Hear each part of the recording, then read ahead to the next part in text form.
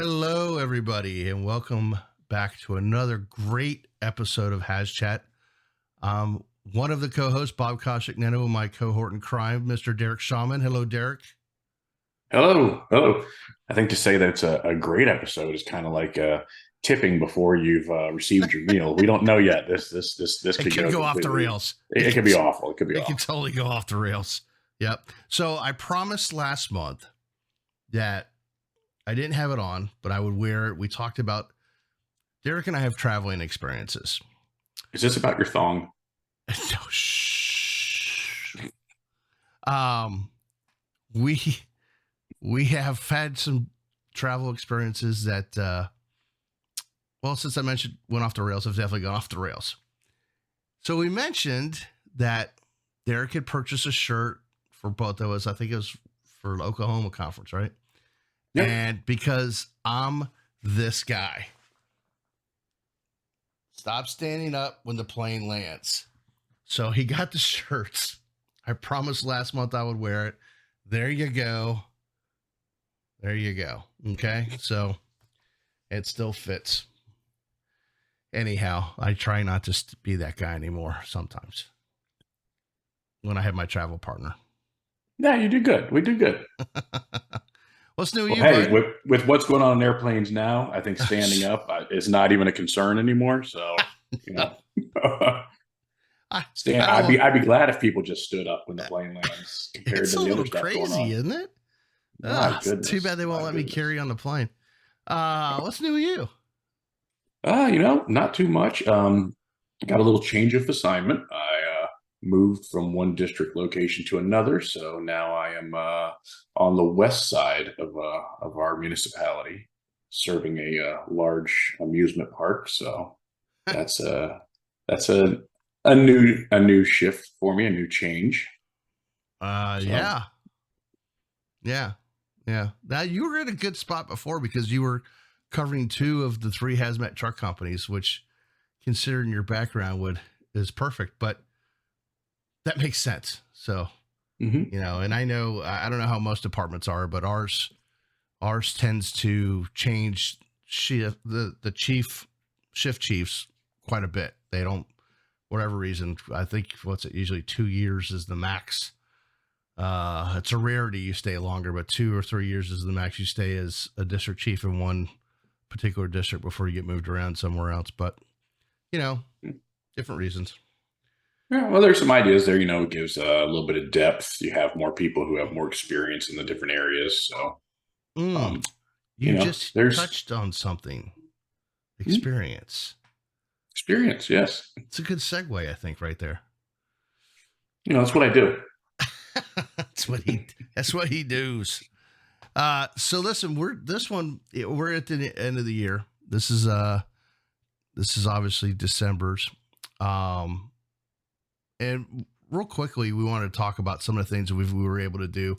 We just a lot of great conferences, some of which we're going to be going to the same ones again next year, from what I understand. And we'll talk more about the upcoming one that we're all going to be at. But we had a lot of opportunities to meet a lot of people. And for those that are watching and listening, we thank you all very much for giving us that opportunity to go out and hopefully share some knowledge. We always pick up some knowledge. The company's motto is when you're through learning, you're through. So I just wanted to personally, for Derek and I and Mike Blosky also, we thank you very much for having us and putting your trust in us to help you with your training needs. And we'll be happy to do that in the future as well. But as I just alluded to, this topic's going to be about leadership. We're going to talk a little about leadership, but more specifically, mentorship. So that's something that I was on vacation with, sort of mini vacation with my mentor in the hazmat world. A lot of you know Toby Bevilacqua, and just taking a little walk that you get to do on the 7 Mile Bridge in the Keys. It's when you're with other people of like minds, shit just starts coming out. And one of the things we're gonna working on, and it should be done here pretty quick actually, is a new conference class about mentorship. So that's something we're looking forward to. But Derek and I thought we thought this would be a good topic to to discuss, especially since in our upcoming HazMat HQ magazine, which will also drop in just a couple of days. One of the articles in there by our good friend Kevin Ryan of Baltimore City Fire Department HazMat has a good article in there on leadership. So this is kind of a little lead into that, so to speak. I don't want to take away his thunder at all, but it's important that we have those mentors. So without further ado, Derek, tell me about some of yours and how you saw things in the officer role and so on. So, I mean, I think that the important thing to remember is that we have mentors across the board. It's not necessarily in one spot, and whether someone was a hazmat person or not doesn't mean that their mentorship didn't enhance us in the hazmat world or on the fire side. So, one of my mentors early on was Chief John McCormick. He was my district chief, and he just had a very controlled and decisive way about him. He had a unique way of taking a problem and simplifying it to where it's not a big deal. We can chunk it out into smaller tasks that need to be done, and the big problem is now just a few little challenges. So he was a good mentor for me in that sense, as far as how I approach the job in general. Like it's easy to look at something and get overwhelmed, but it doesn't take that much if you look at it and start breaking it down and say, how can we make this big problem just some small tasks and eliminate the overwhelming aspects of it. And knowing Chief McCormick as I do, because he was also a hazmat lieutenant on 101 for a number of years. Who was he? He was he your lieutenant? No, he was my district. Oh, he was your district. You had PJ on there, Mm-hmm. I think. So looking at him for the hazmat mentorship as well, especially with him being a district right there, because he had a wealth of knowledge in the hazmat community. And that, I think, that helps everybody, because, like when I was coming up, there was a lot of, I had some pretty decent lieutenants. Every now and again, you have somebody that's, maybe a little different, but I tried to pick, the best of all of them to try to, who I would be. But as far as the hazmat side of it, of the house, because I was fortunate, I get to be on a truck, Tower 1 before we had heavy rescue that did dive, high angle, and hazmat. So I had 3 different mentors, if you will, that I looked at for those 3 disciplines. But when I got over to hazmat, I drove Toby, and that really was my mentor for getting me into hazmat. And, the path that I went on would have never in a million years even consider that this is where I was going to be, and especially doing this right now.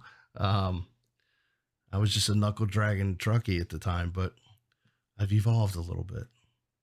Yeah. And I would definitely say that that PJ was definitely my foothold getting into hazmat. He kind of did a little sleight of hand, brought me down for one aspect, and it was like, "Hey, you're part of the hazmat team now."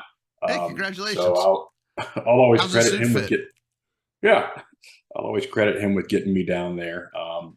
As far as the hazmat aspect, I'd say that I shared the same mentor that you have, Toby Bevilacqua, very very knowledgeable. Rick Stilp was also another great mentor for me. He kind of showed me some different avenues in that sense, but probably the most direct influence I had was Michael Pilot. Without a doubt. You got to work with him a lot more than I did, because we run different shifts. But yeah, dude, that guy. When we went to the DEA school for meth labs, and we were the only 2 fire guys in the class, and they were asking him to get up and teach the air monitoring part, I was like, holy shit. I mean, this guy can build an air monitor out of twigs, Mm-hmm. And I got to work with him a little bit in the private industry for an environmental company. But yeah, absolutely, he's up there for sure. Yeah, well, and the big thing was initially when I was on the hazmat team, started as a firefighter. he was the engineer on B shift, which was the shift that relieved us. And what I would find was I was hanging out for an hour to 2 hours after being relieved, just having conversations with him. Right. And the fact that he would take the time to entertain talking to this new hazmat tech that really didn't know a bunch of anything but was eager to learn. And he put me in the direction of, read this book, learn about this, and not the stuff that was just normally found in the fire service, but he would encourage me to look beyond that and to not only know how the device works, but understand the concepts and the science behind the device.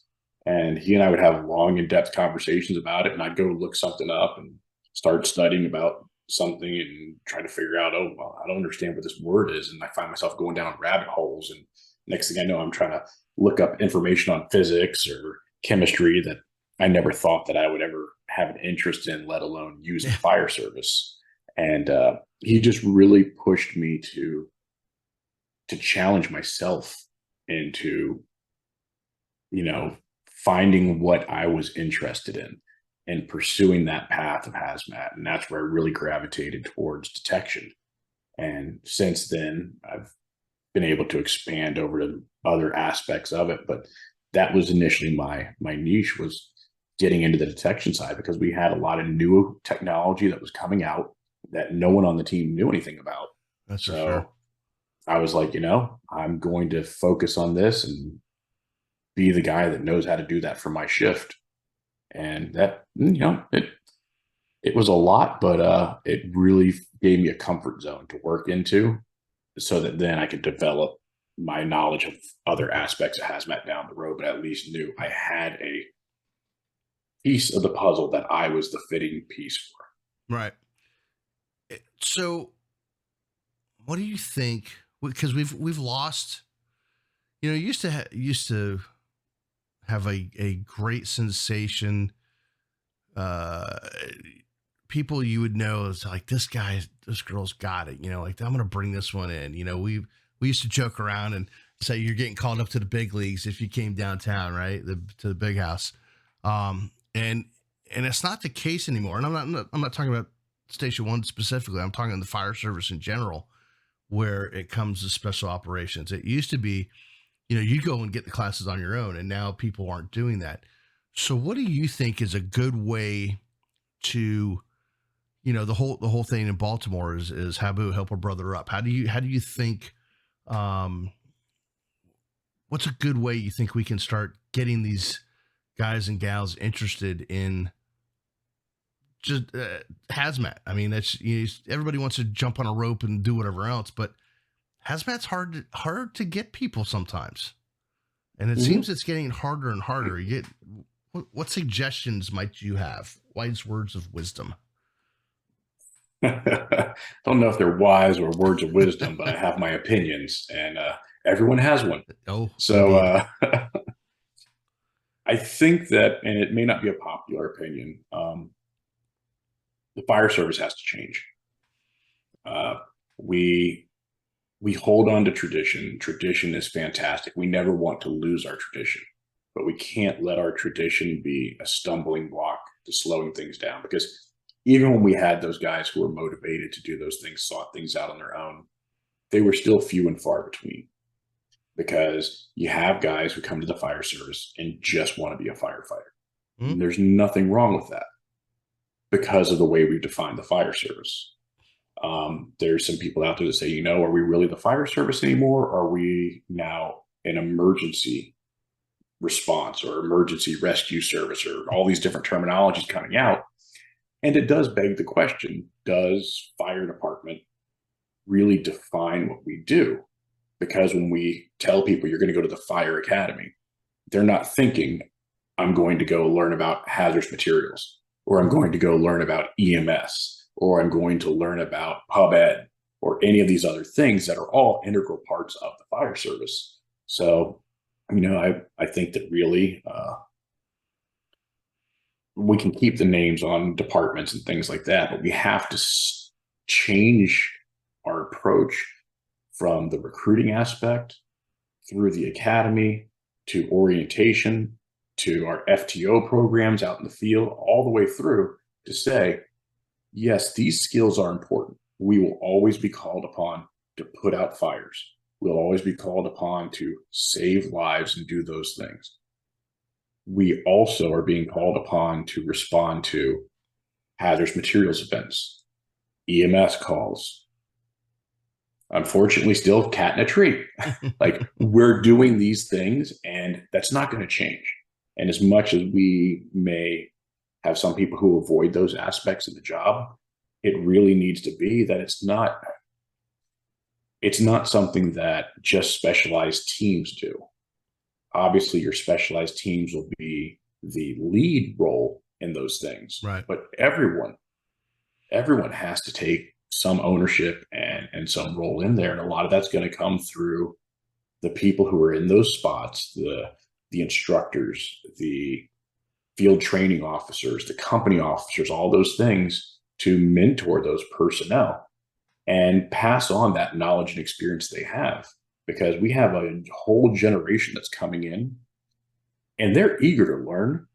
One of the challenges we have is we have to adapt to the way that they learn. Exactly. And that can be difficult, but we also need to make them have a realistic expectation of the job that they're getting into. Right. It's not just a come into work, run fire calls, go home. It's we are here for public safety. And these are the myriad of types of incidents we should run to. And you need to be competent, at least competent, not an expert. You don't have to be a high, just be competent in those things. Right. So that everyone has some role that they can play. I think too, something we can do, and if you're a training officer, you're one of the gang that does the orientation, whether you're detailed for that week or month or whatever, I think it's really upon those people to help light the fire right then and there of, hey, listen, these are the different things that are afforded you in our department, that if you want to go that route, we suggest you do this. We got to start early on, because at least in the hazmat side of it, they get crushed in the academy. And, I say this all the time when I do with our ops class, is I ask every one of them, I bet I know how your first week of hazmat was in the academy. And it started off with, all right, this is going to be the longest week of your life. And they plant that bad seed in somebody's head right off the bat, and then forget about it. You're not getting them unless it's just somebody that's into some of that stuff. So first thing that needs to change is instructors in the academy need to stop teaching like that. Number one. Number two is, I think like I said, when you get them on board and you're in orientation, start giving little doses of stuff, let them try putting on a suit or whatever. I mean, they have to do some of it in orientation anyhow. And I think that, we always joke around that that's kind of the tryouts to see who's going to go to what shift. But it really is, because you get to see, hey, this person's picking up this pretty quick. Maybe we do want to have them go to station one, because they're eventually, they'll go from engine 1 to 101, or however your system is wherever you're at. But you're sizing them up in orientation. So why not help that size up and give them a little bit of taste to see what it is they like? And I think if we start there, well, then that is the beginning of pushing that person up into a different realm of the job, so to speak. Absolutely. It has to start at the beginning, because you're not necessarily going to change the perspectives of people who have been on for 15 years. Right.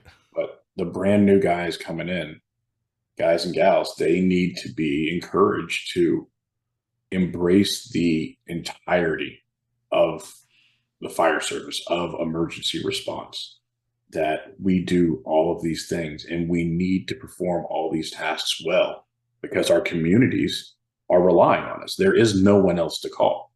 There's not a 912 that they're going to call when we can't handle the 911 call. So right. 911 and a half. Yeah. And also, I think when you get into some of these special areas, especially hazmat, Because you run more hazmat calls than you do any other special ops calls. Sorry, guys, that's just the way it is. Honestly, it made me a better lieutenant. It made me a more well-rounded lieutenant because I looked at things a little differently than, say, an average lieutenant. I don't mean average, in a bad way, but you just have a little more knowledge of certain things that you're looking for, and that could be a big deal. Absolutely. And I mean, you typically find that your hazardous materials personnel, your task force personnel, like your urban search and rescue teams, your personnel who fight brush fires, those people are usually the ones who are most knowledgeable in things like ICS and Right. the different FEMA standards, because they're ingrained in us from the very beginning, where you'll have firefighters who maybe haven't been exposed to those things, that when you Right. start talking about, oh, we need you to fill out this form and these things, and they're like, I've never even heard of this, or Right. they don't consider the things like the work cycles and stuff like that, which it's unfortunate, because at some point in time, that community may have an event where those things that we think about exist in a book, maybe for promotional testing purposes. That's the only reason I took any of my ICS classes, or whatever. You are actually going to have to apply those. And I think that having that knowledge of hazmat really, really benefits everyone, whether they're on the hazmat team or not. And we actually had, I believe you were teaching the class with me out of the academy. We had one of our lieutenants who was on the list to be a district chief, Butch Lemieux. Mm-hmm. And he and I got hired on together, and he actually made a comment in the class, and he's like, I don't know why every district chief isn't a hazmat technician. He goes, because this information that you guys are teaching in the class, yeah, it's for hazmat. He goes, but this is really command concepts. Yeah. And without knowing this, how could you do the job of district chief? And to extend beyond that, same thing for a company officer. If you're the company officer who's arriving first due on the scene of this call, to keep your crew safe, to keep your community safe, you need to have some understanding of what is involved. And to say, this is my little world and this is all I have to know, Yeah. that's an outdated concept. I don't even think that's an outdated concept. I think that was a concept that never existed. I think that good firefighters have always sought to see the whole picture. I Right. think that we have allowed people to say, this is my focus and this is all I care about. You hit the nail on the head, and I it's a mentality too. I congratulate anybody that does any kind of training. I mean, as long as you're not sitting in a chair playing a video game when you have, and I'm not saying you can't have a little downtime, but it amazes me how much, to your point, everybody wants to go do fire training, fire training, fire training, which is great. I love doing it too. But you mentioned hazmat. Holy shit! You think somebody just dropped a bomb or whatever.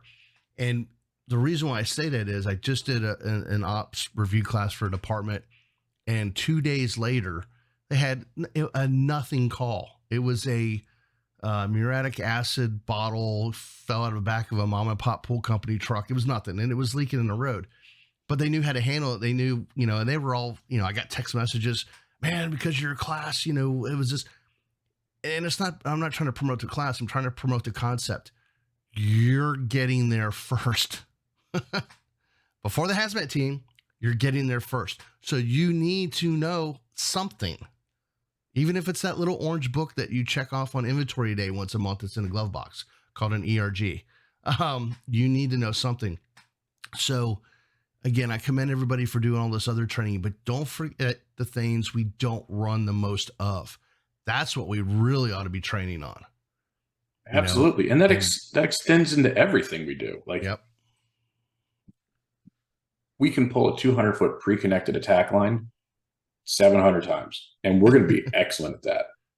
But if we didn't pull the 2-inch or the 2.5-inch, or we did an extended line off a Gator Y, if we're not working on those skills, we're not getting it. Same thing with hazmat.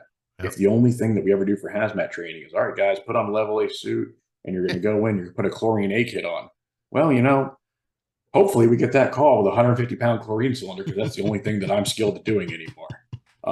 Yeah. Versus the you finish eating lunch and you say to the guys, okay, here's a scenario right now. What would you wear? What would your Yeah. detection equipment be? The drills that we always talk about, and extending that Tabletop out to that shit. everything that we do. Yeah. Whether it's Tabletop it. yeah, and even from an EMS aspect, I mean, you guys finish eating lunch or something, you say, okay, firefighter Smith, you're having chest pain and you just collapse to the ground. Look at the rest of the crew and go, what do we do?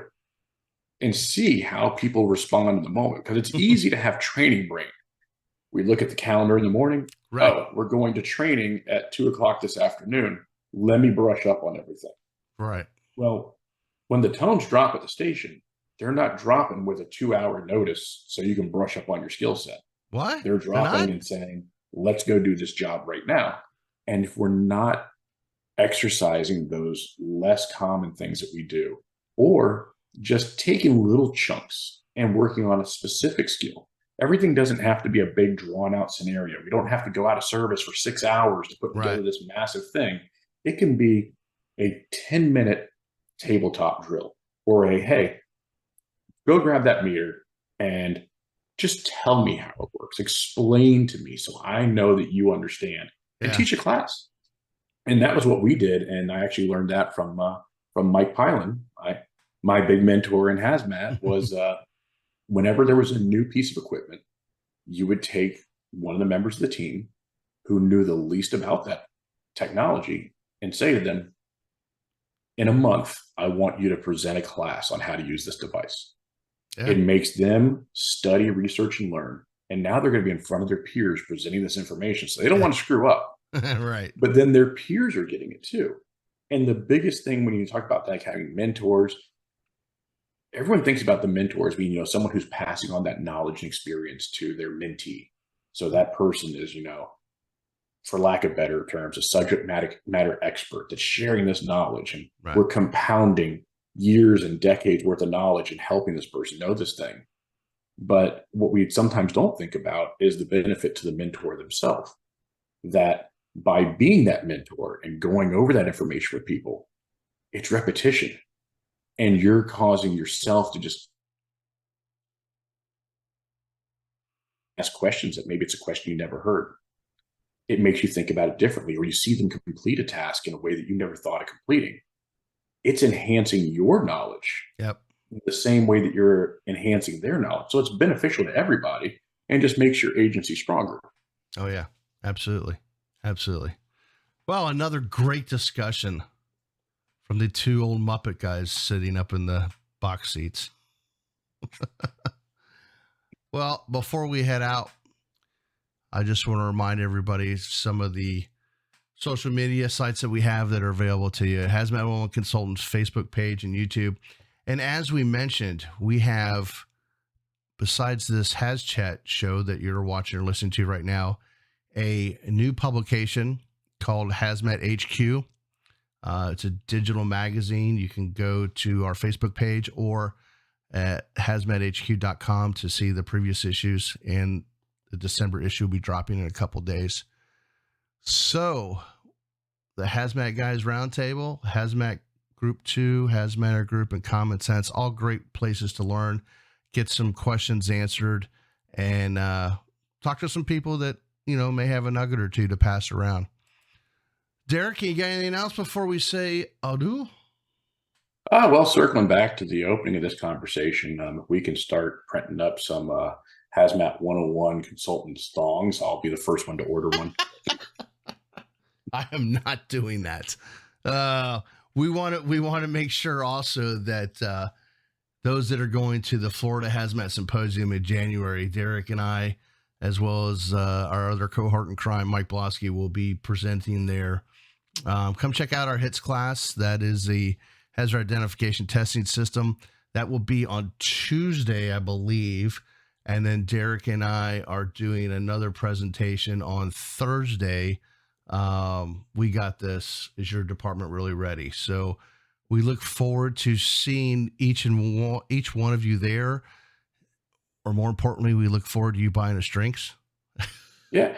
And you might even get some resources to help you expand your memory. Ooh, that was good. You That's a know, little that's a little nugget we're dropping, a little something that might show up at the conference. Well played. Well played, my brother. Well played. If you want to know, you'll have to tune in next month. yeah, Take care, you got to show up everybody. in Florida. You got to show up in Florida to the conference to really know. All right. Take care, everybody. Until next Have a good time, one. stay safe.